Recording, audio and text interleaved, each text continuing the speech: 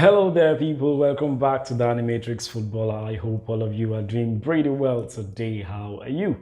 By the way, I just said I hope all of you are doing very well, and then I said, how are you? Well, whichever way it goes, um, I do hope that you're doing very well today. Welcome back to the channel once again. Thank you so much for tuning in. I do hope that you like this video. Click the subscribe button and turn on your notification bell so that you can always be alerted anytime I upload a video. Yes, last week, this week, why is it sounding like last week? My last video, I spoke about the last Chelsea win, and you can catch the glimpse of that video here, talking about Chelsea 3, Southampton 1. Yeah, it was an incredible match and it was nice to watch going into the international break. Yes, today the content is not it's not really a Chelsea content. I just want to lend my voice to, I'm sure as you've seen the topic, what is going on right now, the madness that has happened about with regards to the Newcastle takeover. So the deal is done. And yes, it's as good as in what we can describe as an earthquake in the football world. The Newcastle takeover is now complete by courtesy of the Saudi coalition, which is worth over 300 billion pounds, for goodness sake.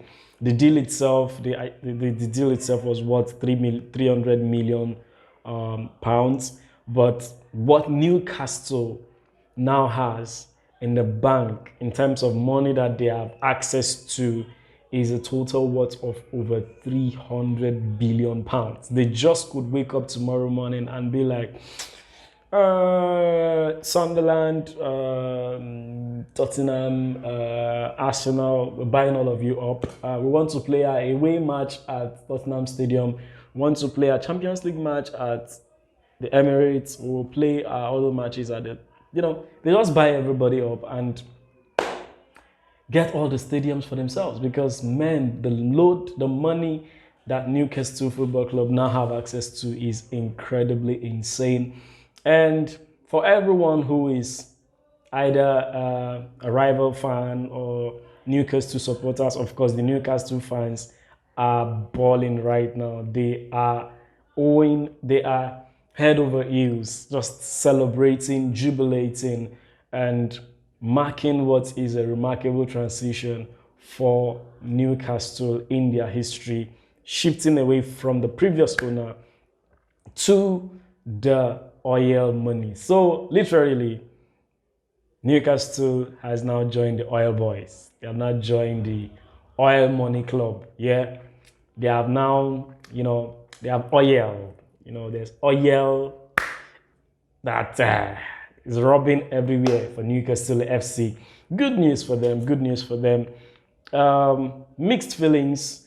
So I've listened to a lot of people. I've watched a lot of videos, analyses, perspectives, and talking about people's takes on the takeover. Some people are excited. Some people are apprehensive. Some feel like, oh, this is really, it's a good and bad thing for football, because when a club like Newcastle have access to that kind of money, what can they not do? They can buy the FFP, they can buy UEFA, they can buy EPL, they can buy the FA, they can just influence everything with money. They can buy anyone they want to buy. And who do you think will be going to Newcastle next season? Because from next season, it looks like players who want to collect their retirement allowance now have an extra destination to go. It's no longer PSG or Man City. Okay, it used to be Man City before Guardiola came. Guardiola came and, man, no, this is no longer a retirement club. You come here to play the best of your football. Now, PSG looks like the retirement home for footballers. But it looks like, and that is what I expect to happen in the first season. They might not be able to attract. Look, let's just cut the crap about this thing. The generation of people who want to play football because of reputation, or I feel that is pretty much gone right now. There are a lot of players who want to play good football, who want to play at the top, who want to compete, who want to fight, and who also want to earn good money.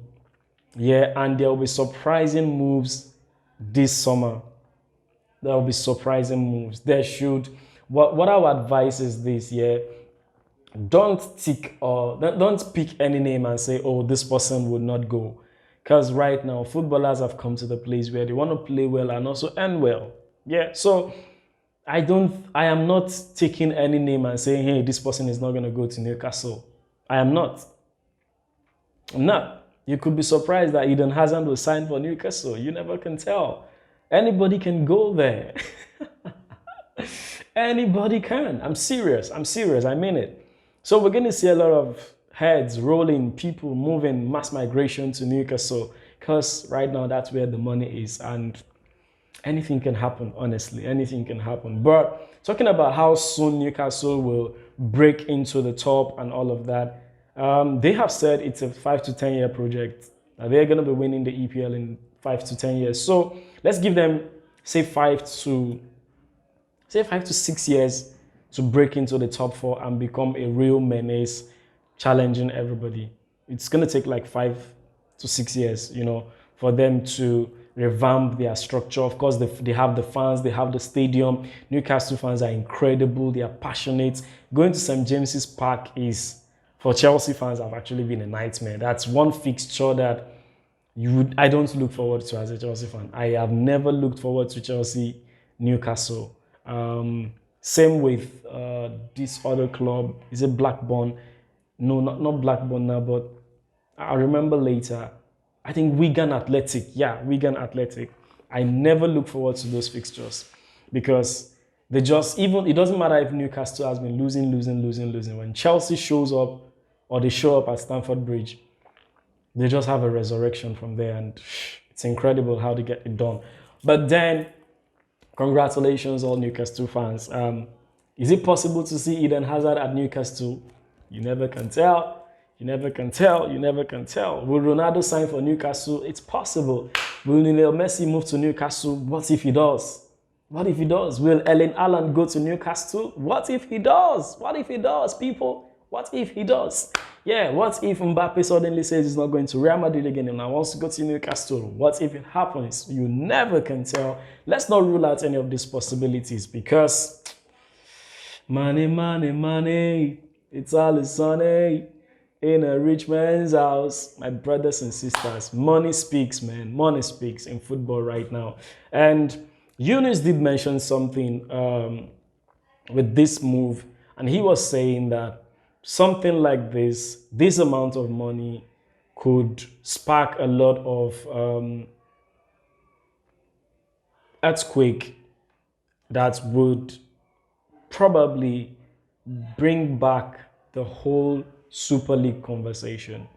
And I gave it a thought also, and I felt like there's a possibility around this thing because I did hear someone say that, I'm not sure who it was, but if it was Mies or Matisse, who said a team like Chelsea and all of that, we're not going to fall off.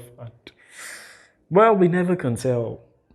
Honestly, we never can tell because when teams like Leeds and the likes and Newcastle and some other ones who were once the trailblazing clubs in England, when they were at that top, when they were at that point, they never believed that that entropy would set in and they would be where they are right now, right?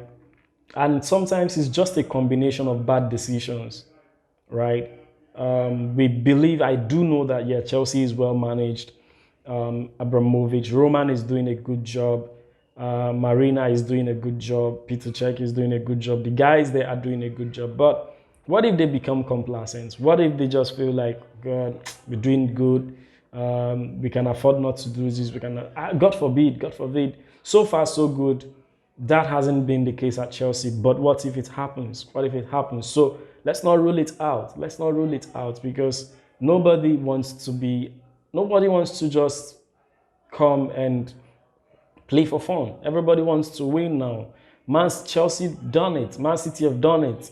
They've shown that, look, If you've got the money, if you've got the people, if you've got the facility, if you've got the manager, and you've got the money to spend to bring in the right players, you can go all along. You can go all the way and win anything you want to win. You can challenge for any title.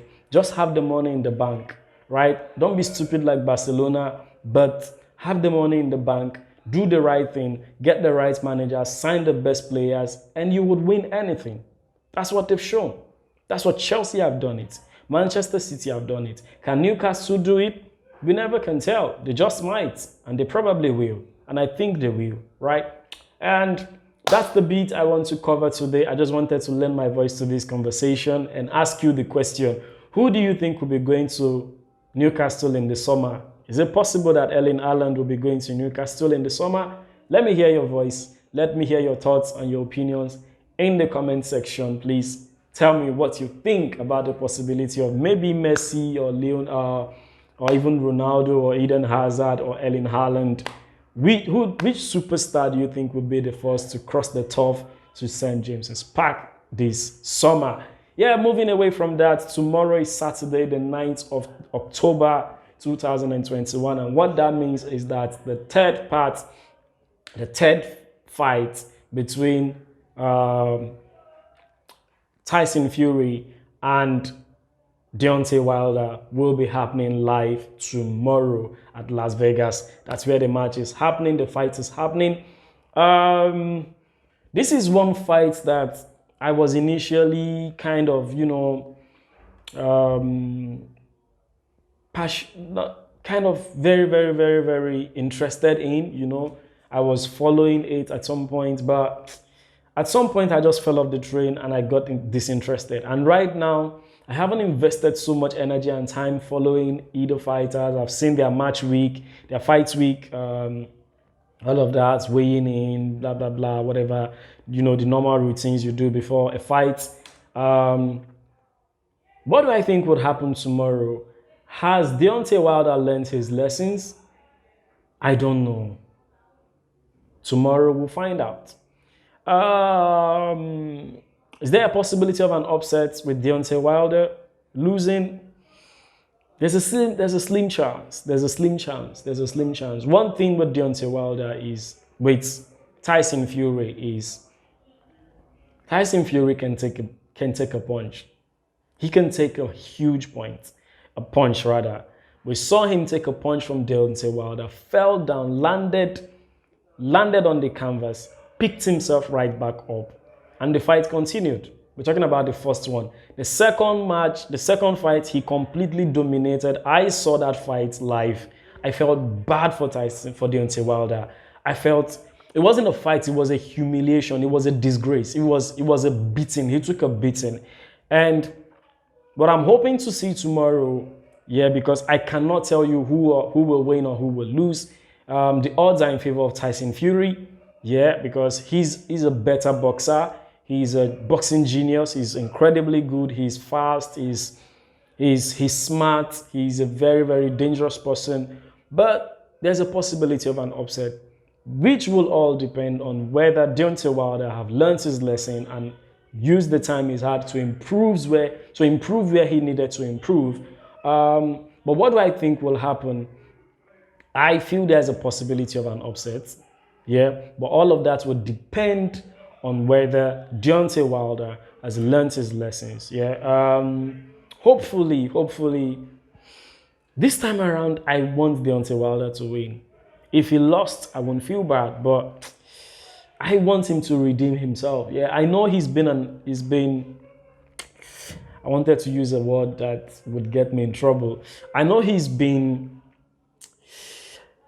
not been the most gracious of communicators. He's been absolutely annoying. He's that guy that you want to just his head in between your heads sometimes. But for what it is worth, I wish he wins. But I don't know because this is the last.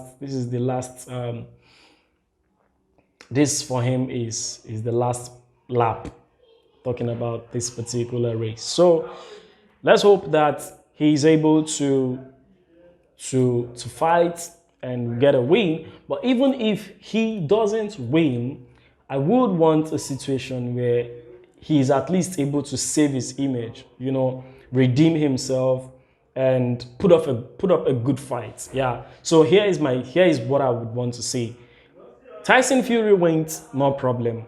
But I want to see a good fight, a brave fight, a brilliant fight from Deontay Wilder. That's what I want to see. If he comes out tomorrow and does the job, throw some punches, land some heavy ones, knock that guy to the canvas a couple of times, even if he ends up losing, you know what? I'll take it. I'll take that. I'll take that. 100%. I'll take that. So I'm not calling it in favor of anyone. The odds are looking very much in favor of Tyson Fury, but I'm not calling it. I'm going to be seeing the match, the fight live. There is no football this weekend, so I'm just going to watch it for the fun of it and enjoy myself. This time around it's not AJ, so I'm not emotionally invested in this one. I would definitely have fun watching it. I'll be more relaxed. I'll be more comfortable. I'll probably have popcorn, probably have smoothie, something to just watch along and enjoy myself. Hopefully the best fighter wins and we have something to talk about. I hope it turns out to be an incredible fight. I hope it turns out to be a good fight. And let's hope the best man wins. And I'll be back to talk about that fight when I still have one more video to do before that fight, because that fight happens tomorrow night. Yeah, so I will be doing another video before that fight, right? So I don't know what I'm going to be talking about, but we'll be doing a video before that fight. Now I've talked about the fight, so I'll just probably give you a couple of hints. I'll talk about something different, give you a couple of hints about the fight, and then the review about the fights will be on Sunday. Thank you so much for tuning in today. Please subscribe, push the subscribe button, push the like button if you've enjoyed this video. Leave your comments in the comment section. Which superstar do you think will be the first to cross the turf and go to St. James Park, Newcastle? And who do you think would win tomorrow?